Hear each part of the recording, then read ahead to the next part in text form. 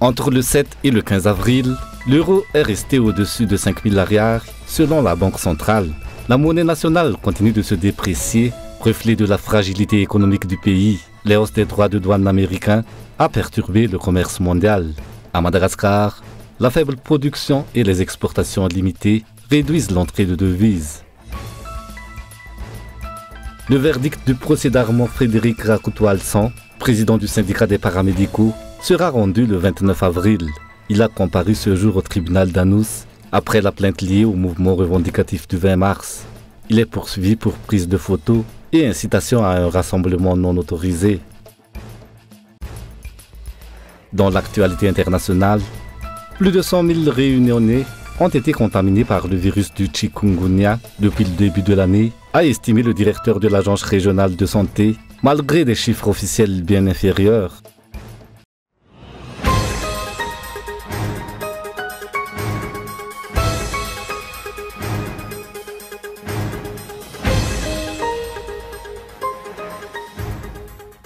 Au cours de la dernière semaine, du 7 avril à aujourd'hui 15 avril, l'euro ne s'est plus échangé en dessous de 5 000 milliards. Il a franchi ce seuil aujourd'hui, selon les chiffres publiés par la Banque centrale de Madagascar.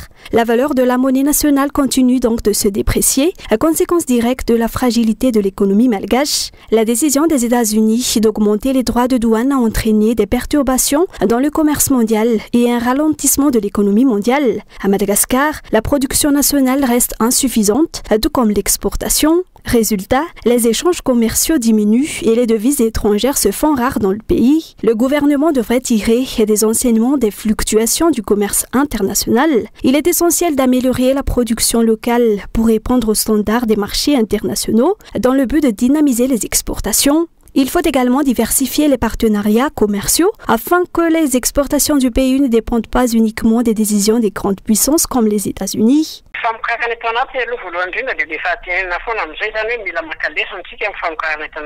Nous devons tirer des leçons et améliorer notre production locale pour qu'elle respecte les normes et réponde aux exigences du marché international, si nous voulons augmenter nos exportations.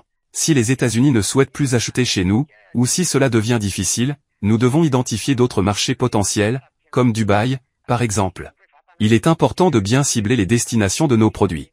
S'il existe des consommateurs en Europe ou aux États-Unis qui sont habitués à nos produits, ils chercheront toujours un moyen de s'en procurer. À nous de trouver un moyen de collaborer efficacement avec eux. Redresser la valeur de la monnaie nationale nécessite une politique économique ambitieuse. Il est crucial de rétablir l'équilibre entre l'offre et la demande pour les produits importés comme exportés.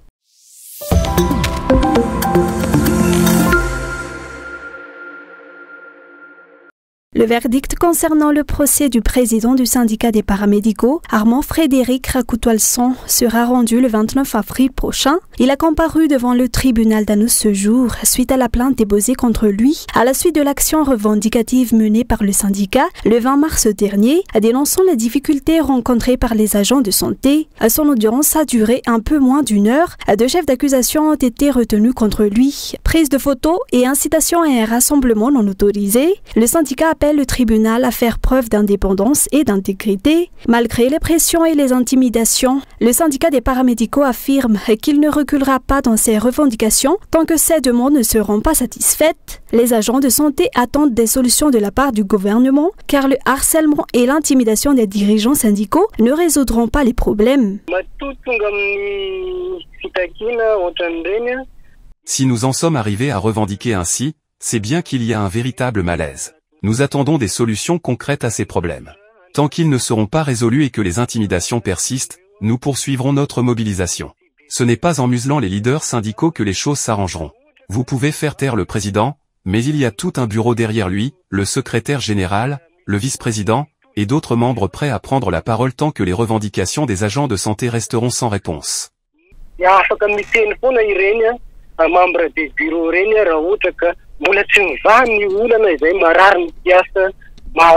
Il convient de rappeler que les problèmes à l'origine des revendications concernent la protection de la dignité humaine, notamment la prise en charge des fonctionnaires, les salaires, les mutations, l'insécurité à laquelle font face les sages-femmes et infirmiers dans l'exercice de leurs fonctions, ainsi que les abus de pouvoir.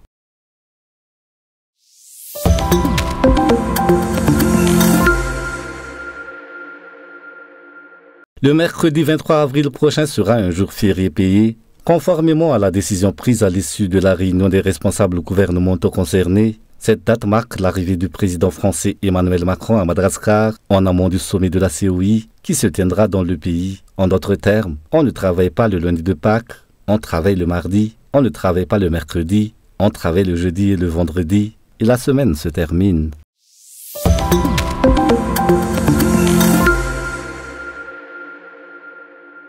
Le gouvernement japonais réaffirme son engagement en faveur du développement durable à Madagascar. Il a accordé un financement de 14,53 millions de dollars, soit 65,39 milliards d'ariars, destiné à 6 projets mis en œuvre par des organisations internationales opérant dans le pays sur une période d'1 an. 3 de ces projets bénéficieront directement à Madagascar, tandis que les autres concernent des actions menées dans d'autres pays africains. Ces initiatives visent à promouvoir le développement durable dans divers secteurs. Oui, je suis fier de dire que peut-être pratiquement 80-90% des défis qu'on fait face à Madagascar sont peut-être couverts par ces projets. Donc voilà, on a essayé d'adresser au mieux possible, dans notre moyen possible, tous les défis qui sont présents dans ce pays.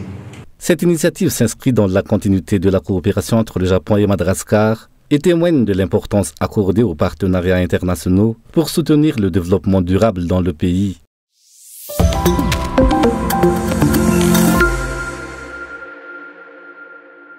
Un père de famille a été blessé par balle par les forces de l'ordre dans la nuit d'hier à l'arrêt pompe d'Ilanvat. Selon la version officielle, l'homme aurait poignardé un agent de passage à la cuisse, ce qui aurait conduit ce dernier à tirer. Mais d'après l'enquête menée sur place ce matin, sa famille et ses voisins affirment qu'il était simplement sorti acheter de l'huile et du café avec son enfant, malgré ses troubles mentaux. Lorsqu'il a été pris pour cible par le policier, l'incident a provoqué une manifestation des habitants d'Ilanvat devant le poste de police dans la nuit. S'il avait insulté le policier, ce dernier aurait pu simplement l'interpeller et le placer en garde à vue, puis régler l'affaire calmement le lendemain matin. Il n'avait ni volé, ni agressé qui que ce soit. Il rentrait de son travail à Anosibé et était juste sorti acheter du café et de l'huile lorsqu'il a été pris pour cible. Il ne portait ni arme blanche ni arme à feu. Il n'avait sur lui que les produits qu'il venait d'acheter, et ceux-ci ont été retrouvés sur place. Même face à de véritables criminels, la procédure impose de les sommer avant d'ouvrir le feu. Pourquoi, alors, lui avoir tiré dessus ainsi? Il était marié et père de 4 enfants, un homme simple, sociable et calme malgré quelques troubles mentaux ponctuels, selon ses proches. Ils affirment qu'il n'avait jamais fait preuve de violence, même en période de crise. C'est un homme agréable à vivre. Nous sommes voisins depuis 2004, et c'est même mon tout premier ami ici. Il n'a jamais été bagarreur ni source de troubles. Il travaille paisiblement à Anosibé comme porteur, et il m'arrive parfois de l'accompagner. Ce n'est pas un voleur. Les policiers devraient réfléchir avant de tirer sur quelqu'un. Même s'il avait commis une faute, il aurait simplement dû être arrêté. Il n'avait rien volé, il n'avait rien fait. Selon la famille, il a été touché à la cuisse et à l'abdomen. Sa jeune fille, qui l'accompagnait, a été blessée à la jambe par une balle perdue. Tous deux, légèrement blessés, étaient encore hospitalisés au HIRA lorsque notre équipe s'est rendue à leur domicile. À 10 h ce matin, le père était toujours inconscient selon ses proches. Reste à découvrir la vérité entre ces versions contradictoires.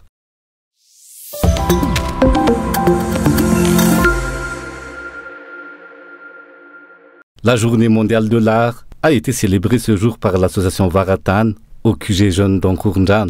Le thème retenu pour l'événement, construire un avenir créatif pour Madagascar, valorisant l'art et l'importance de l'art dans notre culture. Selon les organisateurs, de nombreux obstacles freinent encore le développement de l'art malgache et cette journée vise justement à apporter des pistes de solutions. Journée mondiale de l'art, c'est que ça. Nous parlons d'art, mais de nombreux obstacles freinent encore son essor dans notre pays. L'un des principaux défis, c'est que peu de personnes bénéficient réellement de l'art ou s'y intéressent. Si l'on prend l'exemple du dessin, il attire encore très peu d'attention. Les expositions et les événements artistiques comme celui-ci reçoivent peu de visiteurs, preuve du manque d'engouement du grand public.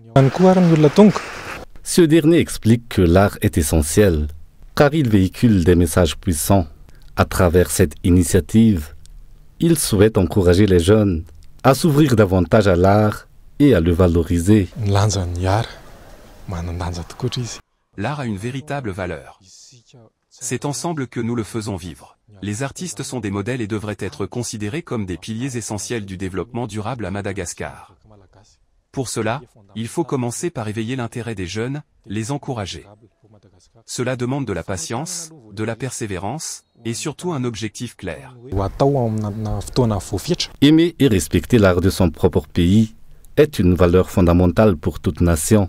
Madagascar regorge de jeunes talents, notamment dans le domaine de l'artisanat. Pourtant, les œuvres malgaches sont encore trop souvent reléguées au second plan. Ce phénomène serait dû, selon ce dernier, à une mentalité qui valorise davantage les produits venus d'ailleurs, mais aussi au manque de reconnaissance et de soutien permettant aux artistes de vivre pleinement de leur art. Le développement artistique est le reflet de la vitalité d'une nation.